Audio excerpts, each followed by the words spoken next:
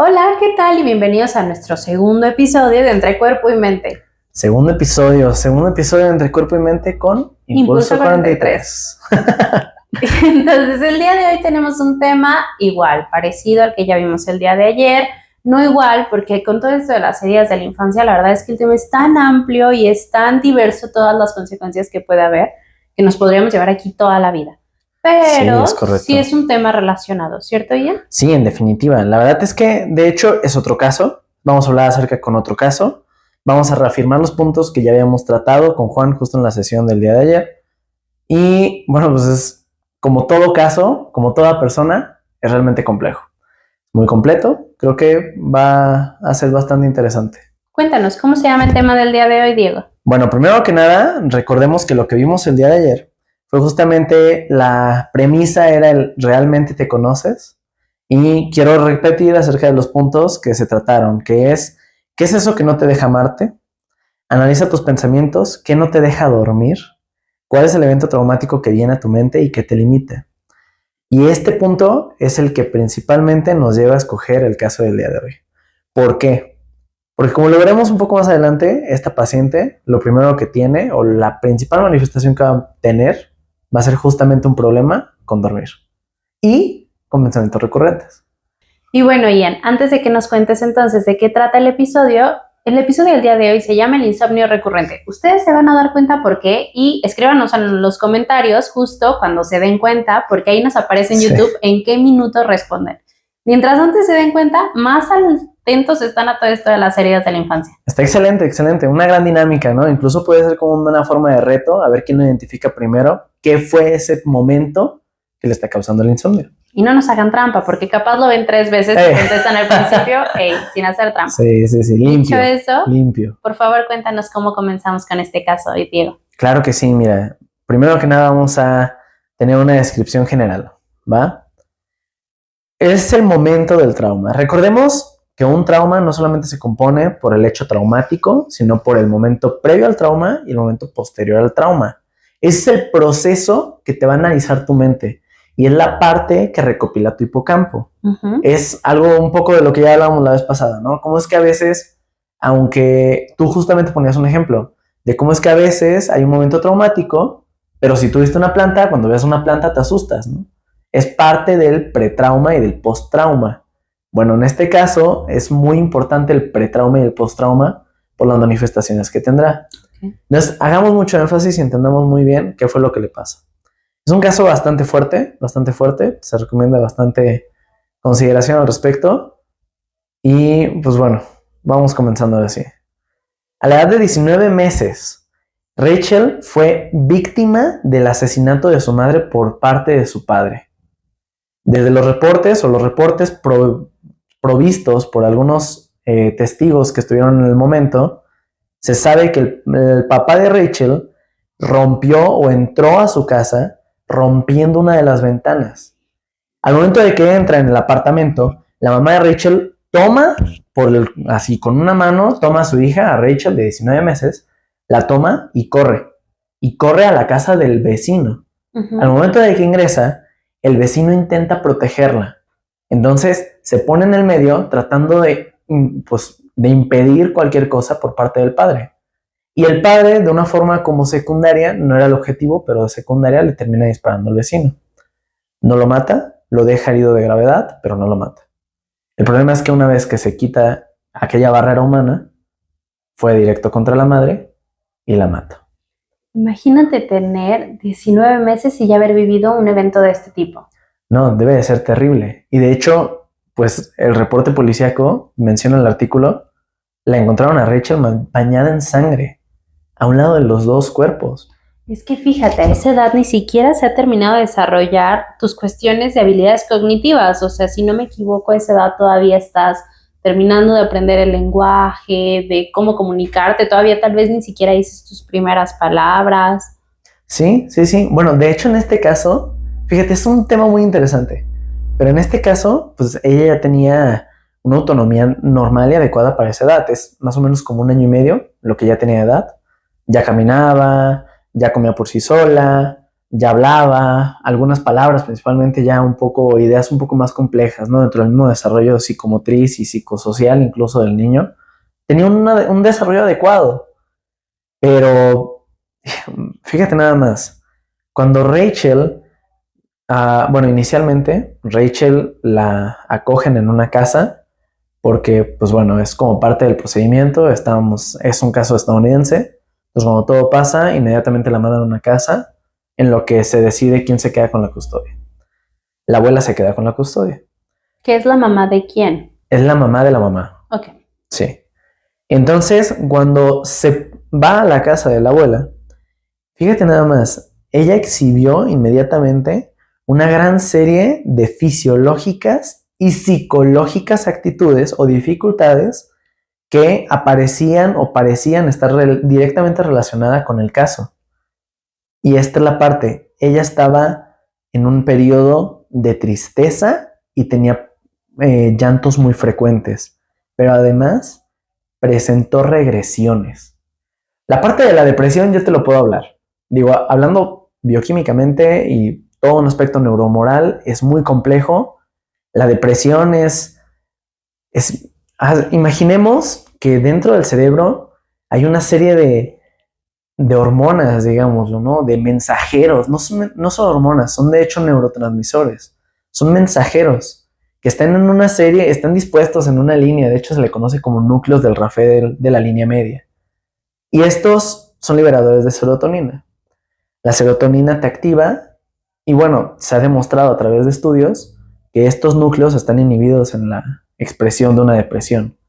El tema es que se inhiben por una actitud de la corteza. ¿Qué quiere decir? Cognitivo. Y dentro del proceso, digo, obviamente no es como de que, pues ya no pienses en eso y te vas a recuperar. Pues no funciona así. Es un proceso en donde ya está instaurado neuronalmente el proceso cognitivo.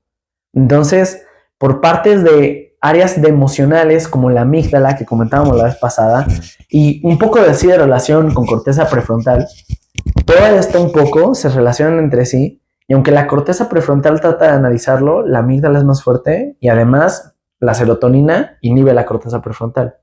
Entonces, ni lo piensa y se activa más. Entonces, mientras más se activa, mayor es la depresión. Y ahí es donde se vuelve complejo, porque es un ciclo vicioso, ¿no? O sea, corteza trata de inhibir, no puede, entonces amígdala se potencia, no se puede, entonces es uno y otro y otro y otro. Y esto es lo que al final causa una depresión. Y es una depresión real, porque muchas veces se subestima ese tema. Se dice, no, es que sabes que tú no estás deprimido. Tú solamente necesitas una ayudadita, tú solamente tienes que echarle más ganas. ¿Cuántas veces no? Y bueno, pues lo que no saben es que está todo esto instaurado en tu mente y que es así de grave o es así de real como lo es una infección, ¿no? O sea, es algo físico que realmente pasa. Pero platícanos acerca de las regresiones. No, y que digo, quiero retomar un poquito esto que tú decías de la depresión, porque hay un libro muy bueno que se llama Rompiendo los patrones de la depresión. Y este libro justo habla de que nos meteríamos en un juego de nunca acabar si habláramos de qué fue primero, si la depresión a nivel biológico a la depresión a nivel social. Y entonces esto al final lleva a como este sube y baja, digámoslo así. No te vas a poder bajar por completo del juego hasta que uno de los dos decida caerse o hasta que el sistema nervioso dijera, ya, le atinamos al medicamento y entonces va a subir, que digo, tú no lo explicarás mejor, pero el libro lo explica así, ¿no? Sí. O que a nivel emocional lográramos enseñarle al cerebro a cómo volver, como a respirar, llamémoslo así. El autor incluso plantea que de repente la depresión a nivel psicológico funciona como si el cerebro se le olvidara cómo funcionar. Vive una experiencia tan dolorosa que entonces el cerebro dice, ya no quiero. Y no es realmente que no quiera, ¿sí? O sea, no es que nosotros justo digamos pues échale más ganas, ¿sí? O sea, no, pero sí el cerebro le está costando tanto que entonces necesitaríamos como darle este empujón de, mira, así se hace, así y que justo ahí quiero retomar lo de las regresiones, porque una regresión serían estas situaciones donde tal vez el niño ya sabía ir al baño y sucede X cosa, a veces desde nació su hermanito y entonces de repente el niño ya no sabe ir al baño al excusado, ¿no? Y se vuelve a hacer en los en su ropa interior. O en una cuestión de adultos, una regresión normal, natural y sana sería que tal vez yo dijera, oye, estoy muy triste, mi mamá cuando yo estaba muy triste me daba una paleta roja, ay, me voy a ir a comer una paleta roja. Ahora, entonces a esto me refiero porque entonces las regresiones no siempre son malas, pero en estos casos, y digo, me imagino que con Rachel nos vamos a dar cuenta que seguro su regresión fue un nivel más del desarrollo, ¿no? Tal vez dejó de hablar, tal vez dejó de ser autónoma, tal vez empezó a requerir de más cosas y muchos niños a esa edad expresan el evento traumático a través de un mutismo. Hablaba perfectamente y de repente ya no dice ni una palabra. Fíjate que justo, digo, aquí justamente lo habla como de que ella demostró regresión en muchas áreas del funcionamiento. Digo, se refiere a functioning como funcionamiento, pero también ese es un aspecto del desarrollo. O sea, la traducción, aunque no es directa, se refiere más bien a un aspecto del desarrollo. Tanto que dice que fueron en el comer, en el ir al baño y en el lenguaje. Justamente ese mutismo del que hablas. Sí, y que digo, son las expresiones más comunes de este tipo de regresiones, porque los niños tienen habilidades biológicas muy sencillas, ¿no? Comen, duermen, más a esa edad todavía no hay un nivel de socialización grande, o sea, el sistema familiar de ellos tiende a ser pequeño, el sistema social es pequeñito, ¿no? Sus papás, tal vez los abuelos, los tíos, pero entonces su socialización y su regresión no se va a ver ya no habla con amigos. Sí. Porque pues seguramente no los tiene, está pequeña, ¿no? Pero sí se va a ver en cuestiones muy biológicas y muy primitivas y muy básicas. Ir al baño, a veces dormir, a veces los niños ya no saben dormir y genuinamente no saben, o sea, si es un tema de, hay casos donde a los niños se les olvida cómo y entonces tienen que, mira, te acuestas y haces y y hay niños que duran días con un insomnio intermitente justo por estas situaciones. Quiero hacer una pequeña acotación aquí y comentarle a nuestra audiencia el hecho de que el día de hoy tú no leíste este caso porque la intención era que fuera un poco sorpresa y hablar acerca de estos aspectos, pero literal es como si me lo estuvieras leyendo, porque el siguiente punto que menciona es que ella tuvo dificultad para dormir y demostró una severa separación, bueno, esto ya es aparte, ¿no? Una severa ansiedad de separación, que pues creo que es aparte, ¿no? O sea, es parte del síntoma de una ansiedad de separación, me imagino que en este caso es manifiesta claramente por el hecho de que se siente insegura, necesita sentirse segura y es mejor sentirse acompañada, ¿no? Pero me pareció muy, muy, muy interesante el hecho de que tú dices mucho de la dificultad para dormir y justamente ella, e incluso la ansiedad por separación, la experimentaba particularmente en la noche. Es un tema interesante porque también dentro del cerebro, la amígdala tiene una activación no normal en un estado de estrés postraumático que, como ya lo hemos mencionado, inicialmente los estudios fueron obviamente por los soldados en Vietnam, ¿no? Pero el estrés postraumático lo vivimos por cualquier trauma, pues, o sea, un evento traumático no necesariamente es que te disparen. Un evento traumático es un evento que para ti es un trauma. O sea, no le tienes por qué preguntar a alguien que es un trauma para ti, ¿no? Al final de cuentas, tú eres quien lo decide. Bueno, inconscientemente, pero lo decide. Claro, sí, sí, sí. Y que yo le digo mucho a los pacientes, a ver, hacemos como todo este trabajo de heridas de la infancia, ¿no? Y casi siempre empezamos con este listado de, a ver, anótanos ciertas cuestiones que te hayan dolido. Y yo siempre les explico, a ver, va desde mi primo me arrebató la paleta y yo entonces sentí que nunca más iba a merecer nada, hasta me pasó algo gravísimo como una catástrofe natural, como algo así ya exponencial, pero entonces si los chiquitos son los más peligrosos, sí. Porque justo, no sé si recuerdas la película de Unidos de Disney, y ahí hay una frase que dice, las historias más pequeñas a veces se convierten en las más grandes, porque es como traer una piedra en el zapato. A veces lo traes y dices, ay, ni me cala tanto. Y después te quitas el zapato y ya traes el pie todo lastimado, tal vez ya cortado, porque no le hiciste caso a algo pequeño. Sí, sí, sí. Oye, y además es el hecho de la repetición, ¿no? O sea, es un tema súper grueso, pero yo lo mencionaba también en el video, el hecho de que un evento que aparentemente fue traumático para nosotros, igual y lo podríamos sobrellevar. Pero el problema es que la repetición constante es también una repetición en el cerebro. ¿Sabes? Sí. Si una vez ya te había quedado claro, imagínate repetirlo 15 veces. todo alrededor se empieza a volver como, es como hacer planas en la escuela, pero es acerca de hacer planas en un trauma. Entonces, yo en el video justamente les comentaba, les decía de que, es que imagínense, si inicialmente a lo mejor no habías asociado el pretrauma, no habías asociado la habitación y no habías asociado esa clase de cosas, cuando lo repites, justamente empiezas a ver esta clase de manifestaciones.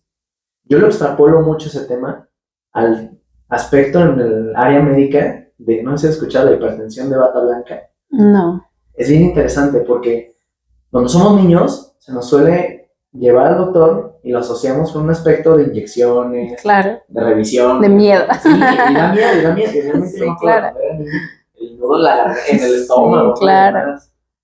Pues hay un aspecto que en el adulto ya a lo mejor no tienes el nudo en el estómago, pero te da hipertensión. ¿A poco? Por ir al médico. Por ir al médico. Y es muy curioso porque nosotros como médicos tenemos que hacer un diferencial. Tenemos que establecer si su hipertensión es verdadera y tiene que ser tratada, o si fue porque nos vio con la bata, o a veces el entorno blanco. Y todos esos detalles son los que el hipocampo guarda por repetición. No te llevan una vez al doctor cuando eres niño, te llevan 15 veces. Entonces ya después asocias el color blanco y las batas, que pudieran ser asociados como datos minúsculos o no importantes, ya después los asocias con inyecciones y demás, y cuando eres adulto, te checan la presión y sale por los cielos. Pero luego te la checas en casa y está normal. Es muy serio, es muy interesante ese tema, pero somos niños al final de cuentas, ¿no? Incluso en el interior somos niños. No, y que fíjate, hay dos tipos de eventos traumáticos psicológicos, prolongado, como justo esto dices, de me pasó muchas veces, y el que es de una sola ocasión. Una sola vez me pasó y en esa vez fue suficiente, como en el caso de nuestra persona Rachel. Sí. Pero hay un tercero, porque me contaron. Me contaron y el nivel de detalle o el nivel de trauma o de evento fue tan grande que yo también generé un trauma.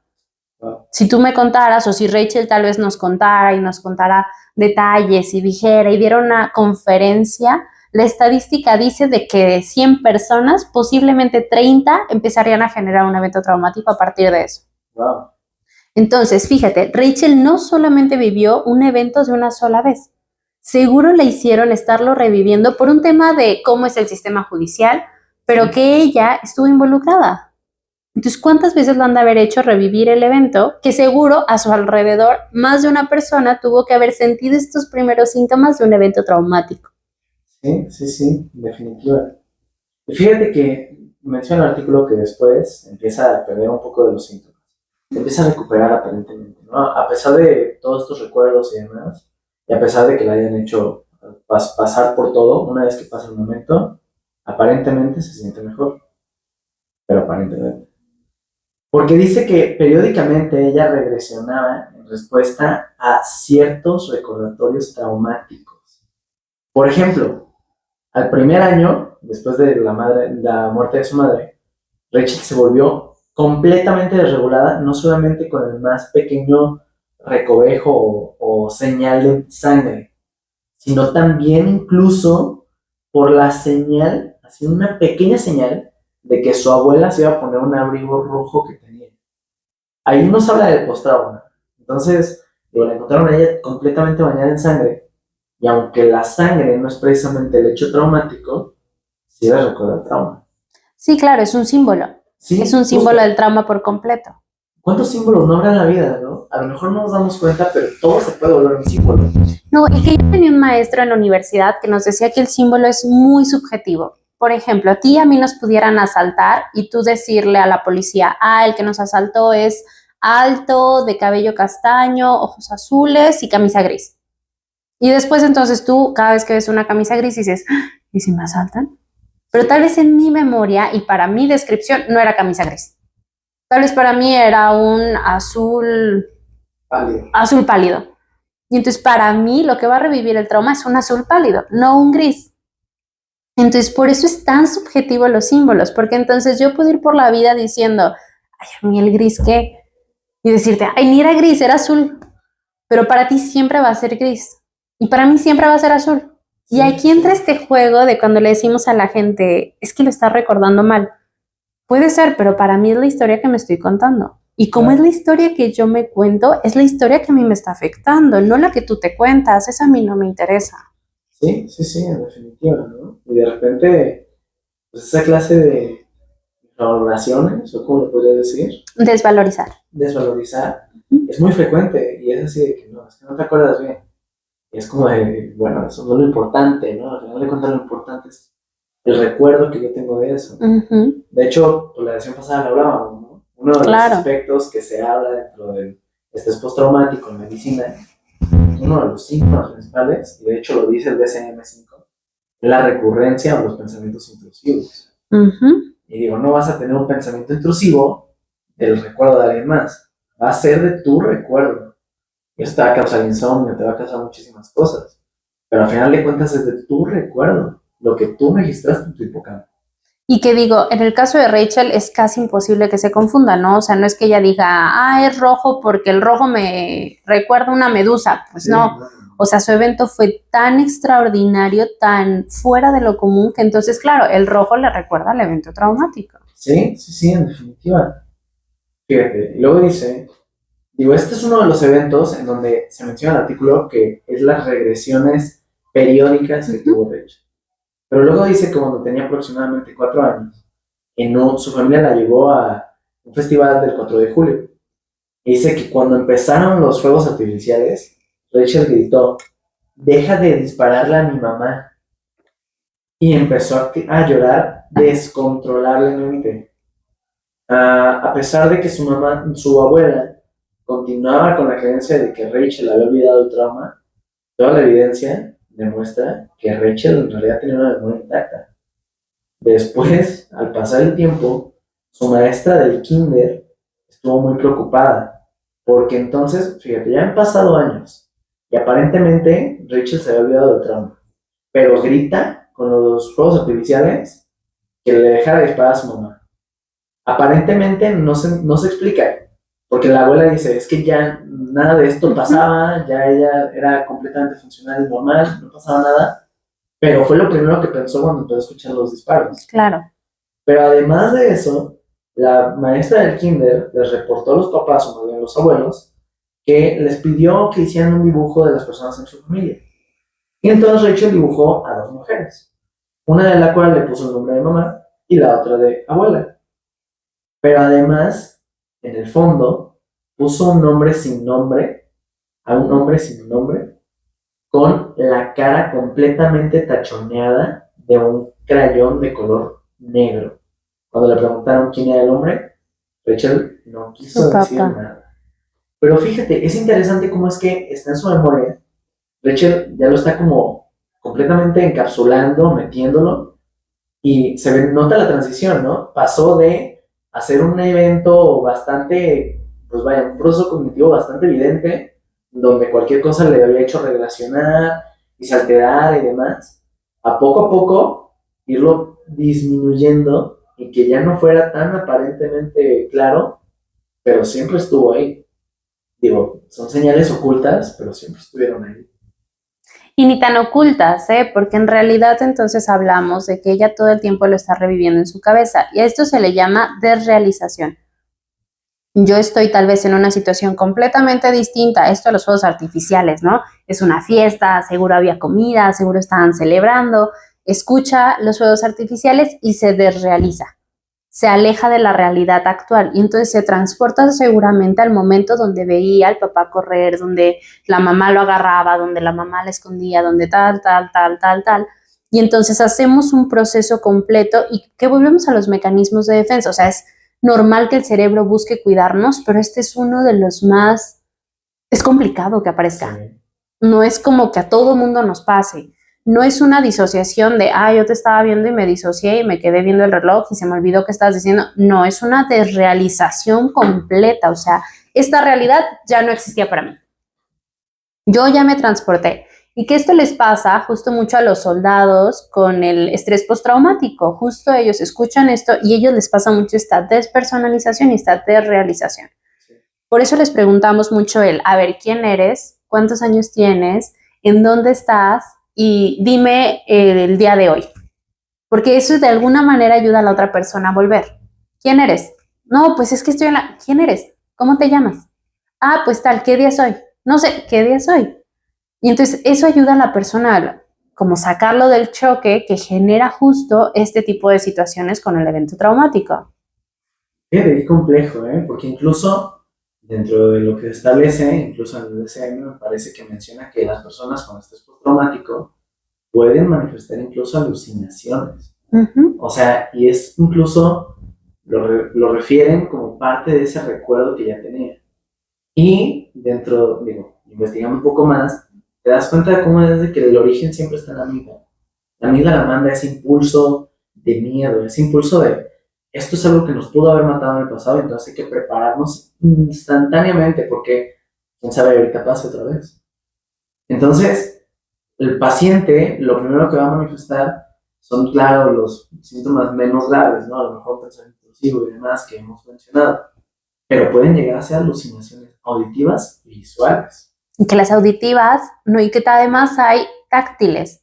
Y esas son tan complicadas de encontrar, pero que se encuentran tanto en eventos de estrés postraumático, porque entonces las personas perciben y hasta a veces te dicen como, es que lo olí, o sea, volví a oler la sangre, pero mira, estábamos en la carne asada, en realidad lo que olías era la cápsula, que puede ser así de ilógico, ¿no? Que para nosotros decir, Sara no huele igual. Sí, claro, a mí me queda muy claro, pero explícale eso a alguien que está asociando un olor con otro completamente distinto. Sí, sí, sí. No, es sumamente complejo. Sí. Mira, continuando con el tema, dice que ya cuando llegan ahora sí con un... Aquí lo tratan como un consejero, porque en Estados Unidos no se utiliza tanto la palabra psicólogo, se utiliza counseling, que es a base de un psicólogo, solamente palabras, claro, ¿no? Pero dice que cuando acuden con el consejero, la abuela de Rachel lo llevó porque estaba muy preocupada, porque el momento, así la gota que derrama el vaso, que cuando ya tiene 11 años, o sea, estamos hablando de al menos 9 años desde el evento traumático, Rachel se volvió completamente así, tuvo una reacción extrema, lo dicen, a cuando se le rompió la ventana de su cuarto por una roca. Rachel estaba dormida cuando la roca fue aventada a la ventana de su cuarto por algún adolescente del vecindario en medio de la noche, rompiendo el vidrio, destrozándolo. Por fortuna, la cama de Rachel estaba alejada de la ventana y no le cayó nada. Pero ella empezó a exhibir muchas dificultades para poder dormir después de este incidente. Incluso, en el momento, ella empezó a llorar incontrolablemente, mientras que comenzaba a gritar, alguien me va a atrapar. Pero aquí estamos hablando de, todo esto es consistente con los síntomas inmediatos después de la muerte de su madre, que otra vez tuvo unas regresiones, pero ahora un poco diferentes, porque se rehusaba a comer, se mostró completamente difícil, o sea, muy difícil el proceso para dormir por errores nocturnos, y se sentía muy irritable, triste, además de experimentar otra vez ansiedad por separación.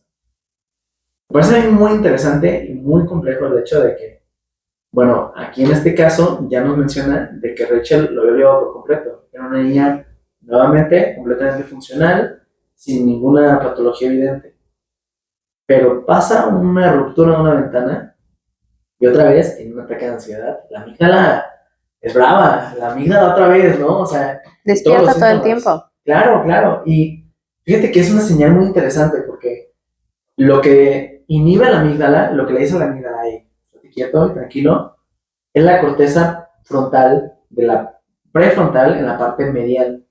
Es así en la parte más del centro. Y es un aspecto muy interesante porque todo corteza, inicialmente o a grandes rasgos, es plenamente cognitiva. Entonces, aparentemente ella ya lo tiene trabajado cognitivamente, ¿no? Aparentemente ya no está experimentando nada. Pero hizo falta nada más un pequeño recuerdo, una pequeña señal de ese momento tan traumático, claro, para que nuevamente ese hipocampo se activara y la corteza quedó por completo de lado. No estaba trabajando. Pasaron 9 años y no lo trabajó. Y es ahí el aspecto tan complejo de este caso. Digo, vuelve a este caso, ¿no? O vuelve al tema del día de ayer, por el hecho de que ayer hablábamos justo del insomnio y que es aquellas cosas que te quitan el sueño. Pero quiero que notemos ese tema de cómo es que no necesariamente tiene que ser un trauma reciente. Cómo es que de hecho es un trauma que se coció por muchos años y ahorita está manifestándose cada vez que tiene una forma de recuerdo. ¿Cuántas personas no viviremos con esa clase de instantes? ¿Cuántas personas no viviremos con esa clase de momentos que nos recuerdan un trauma y nos quitan el sueño esa noche? Y decimos, ay, es que me quitó el sueño. ¿Realmente te quitó el sueño el hecho de que no tenías sueño? ¿O es el hecho de que hay algo detrás que has estado cosiendo y que te formó toda la personalidad? Y que digo, claro, o sea, si tú reestructuraras este significado que tiene el pasado, seguro muchas cosas cambiarían. Pero también tenemos que entonces, paso número 1, darnos cuenta de que está pasando esto. O sea, la abuela decía, no, Rachel ya está muy bien. Seguro la abuela estaba súper confiada. Porque, a ver, a nadie nos gusta creer que la gente que amamos está sufriendo. Sí, sí, sí. O sea, en realidad es una respuesta normal porque queremos que la gente que amamos supere sus problemas. Entonces, seguro para la abuela era sumamente angustiante también pensar en ella lo está reviviendo. Sí. Entonces, hasta la abuela se protege diciendo, no, Rachel está, pero oye, Rachel está perfecta. Pero entonces pasa esto. Y fíjate, esos síntomas que de hecho hablan en el artículo, como esto de el no querer comer, como la ira, como estos cambios de humor, es una expresión de la depresión infantil. La depresión infantil no solamente se ve como en los adultos durmiendo, no queriendo hacer, descuidando tu higiene, no, en los niños se ve con mucha ira. Hay por ahí un cuento que se llama La furia y la tristeza, justo porque dice que en un sistema infantil la tristeza se confunde mucho con furia porque no sabemos manejarla. Entonces un niño es más fácil que lo haga aventando cosas y rasguñando y mordiendo y porque no sabe, no entiende qué está sucediendo, a que lo hable y diga, me siento muy triste. No, pues claro, de hecho el niño ni siquiera lo procesa, ¿no? Es que la verdad es que el procedimiento es plenamente primitivo. O sea, el no trabajar un tema en terapia es plenamente primitivo. Y de hecho lo dicen los artículos, ¿eh? Los artículos no te dicen de que tienes que tomar 3 gramos de selenio y un inhibidor de la bomba de protones. Como la otra vez hablábamos justo de eso, ¿no? De los omeprazoles. No te dicen las guías de que, no, pues dale no sé, sertralina y con eso va a quedar. De hecho, ¿sí sabes cuál es la función de los antidepresivos al final de cuentas? No. Simple y sencillamente que la persona tenga la capacidad funcional. No tratan el tema, te dan la capacidad funcional. ¿Y qué va a pasar con eso? Pues tienes que ir a tratar el tema. ¿Sabes qué dicen los artículos que trata el tema? Resignificar las historias. Y es justo el tema del por qué aquí es muy complejo y es muy importante. El resignificar las cosas, lo que realmente, al final de cuentas, hablando neuronal, hablando de un aspecto médico, y para quien diga, es que no sé, no me convence mucho terapia, yo no creo en eso. Bueno, déjenme decirles, la terapia es como un medicamento.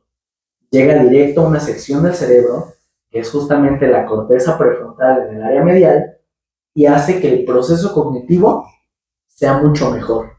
Ese análisis, esa asistencia en el análisis, esa ayuda en el pensar, que es lo que inhibe a la amígdala, es lo que necesita una persona. Claro, pues hay casos en los cuales es tan grave que necesitan un medicamento para sobrellevarlo, pero es un tema temporal. Tarde que temprano los medicamentos ya no van a hacer ningún efecto. Necesitas más medicamentos cada vez. ¿Y cuál es el tema? Solamente tienes que ir primero a terapia. Tienes que hacerlo a la par. Sí, que el tema con terapia es que, a ver, si el trauma lleva cocinándose 10 años, luego queremos que el trauma se resignifique en 2 sesiones. No, tremendo. Y entonces ahí está la clave con terapia. A ver, tú vienes a terapia y lo vas a resignificar, pero si yo lo he cocinado 10 años, no lo voy a resignificar en 3 sesiones. Claro. Porque tengo que volverme a meter al evento traumático y desde ahí no te puedo yo sentar y decir, bueno, Jan, métete, dime exactamente cómo te sentiste, porque te voy a explotar la cabeza. Sí, claro. Tiene que ser tan paulativo y tan, entre comillas, como tan cuidadoso, que entonces no lo vas a hacer en poco tiempo, o a veces sí, pero es porque tu cerebro está listo. Volvemos el cerebro nos dirá cómo ir avanzando. Sí, sí, sí. No, y también es el hecho de que incluso ahí, ahora sí, entra otra vez el lado médico, muchas veces ven un efecto inmediato con un medicamento y dicen, no, yo ya me curo. Yo no necesitaba eso, yo necesitaba esta pastilla. Claro. Pero no te está curando de nada, o sea, o sea, vuelvo a lo mismo, ¿no? No es el hecho de decir, no necesito medicamentos para tratarlo. Hay ocasiones en las cuales es tan grave este tema que los medicamentos te ayudan a poderlo sobrellevar. Pero al final de cuentas, aunque te sientas bien y digas, sí, sertralina y arriba la sertralina, claramente no te está ayudando. Pues, no es el hecho de que tú estés mejorando con la sertralina. Está inhibiendo los síntomas. Pero tienes que tratar el tema porque si no, la sertralina no va a funcionar siempre, pues. Es temporal. Es un tema bien grueso porque fíjate que el otro día fuimos nosotros justo a una consulta de psiquiatría, que es en niños, de niños, justamente. ¿Sí? Y la doctora les decía, ¿están yendo las sesiones con la psicóloga? No, pero es que ya está muy bien el niño. Le dice, bueno, si estuviera bien, no tendrían que regresar. Porque justamente estaban yendo por un cambio de dosis. O sea, y ese es el tema que me dices, es que yo lo veo que ya está mejorando, yo lo veo que se siente mucho mejor. Pues sí, pues, o sea, un medicamento te va a hacer sentir mejor, pero no te está ayudando en nada. Tarde que temprano te vas a quedar sin esa ayuda. O vas a necesitar más. Sí, que justo digo, a mí me gustaría concluir justo con esa parte, con justo el cómo es sumamente importante entonces esta entre unión, ¿no? Lo hablábamos desde el episodio pasado, pero que en este y que en todos me parecería importante que lo recalcáramos, a ver, los síntomas no se van a ver igual en todo el mundo, los eventos traumáticos no van a generar las mismas consecuencias en todo el mundo, no, aunque hubiéramos vivido lo mismo, volvemos al, no lo vamos a haber experimentado de la misma manera, no lo vamos a haber entendido de la misma forma, pero es sumamente importante entender que va a importar mucho el contexto que yo tenga y que va a importar mucho, entonces, el cómo mi sistema externo, tanto profesional como mi sistema y mi red de apoyo, me ayuden a enfrentar la situación, porque entonces, si por ejemplo, la abuela lo hubiera llevado tal vez con un psiquiatra, tal vez el psiquiatra desde el principio le hubiera dicho, no señora, sí, llévelo al psicólogo, ¿no? Como tu maestra les hacía en esta ocasión. O tal vez si hubiera ido con un psicólogo, el psicólogo hubiera dicho, no señora, sí necesitamos un psiquiatra. Sí, sí, sí, esa interacción es fundamental. Yo cerraría del lado médico hablando acerca de cómo es que el periodo de insomnio y los pensamientos recurrentes, al final de cuentas, son un síntoma importante. La vez pasada ya lo hablábamos, pero aquí lo estamos mostrando clara y objetivamente cómo es que Rachel, nuestra niña del caso, todo el tiempo tenía pensamientos recurrentes y siempre que recurría había insomnio. Entonces, yo sí le diría a nuestra audiencia, si alguno de ustedes en algún momento experimenta periodos de insomnio, no lo asocien solamente con que no están cansados o que ese día fue un día ajetreado y se fueron a dormir acelerados. No, puede haber algo detrás, puede haber algo que ya estén experimentando cuando estos episodios son constantes. Y fundamental, dejemos de lado la automedicación, porque el tema del insomnio es diario y en consulta. No falta la persona que su amigo psiquiatra, su amigo médico les dio por ahí el Ribotril o el clonazepam, y con eso solamente están haciendo menos evidentes los síntomas que tarde que temprano les van a explotar en la cara. ¿Qué digo? Si lo necesitaran, pero se dieran cuenta de por qué lo están necesitando, adelante. No estamos satanizando nada de eso. Incluso estas personas que toman cuestiones más naturales, como la pasiflora, como tal. O sea, sí, claro, si eso te ayuda a tener un mejor rendimiento en tu bienestar subjetivo, adelante. Sí, sí, sí. Solamente date cuenta por qué lo estás necesitando. Sí, sí, sí, que es el principio de la automedicación. Es la parte mala de la automedicación. El hecho de que no sabes por qué, pero te ayuda y por eso lo tomas. Claro. Y esa es la parte que no tienes que permitir. Sí, estoy totalmente de acuerdo. Me encanta cómo concluiste como esta unión de ambas cosas. Entonces, igual que el episodio pasado, yo no agrego nada más. Gracias, Ana. Pero bueno, entonces fue un placer vernos el día de hoy. Nos vemos de nuevo en este episodio el jueves y cuéntanos ahora de qué vamos a hablar. Esta vez vamos a hablar acerca de un caso un poco complejo, si no me acuerdo, es el de Es una persona médica que le llega una persona que tiene problemas para desarrollarse un poco en los negocios. Igual lo revisaremos y lo checamos para la siguiente sesión. Pero esténse atentos. Hasta mañana. Hasta mañana.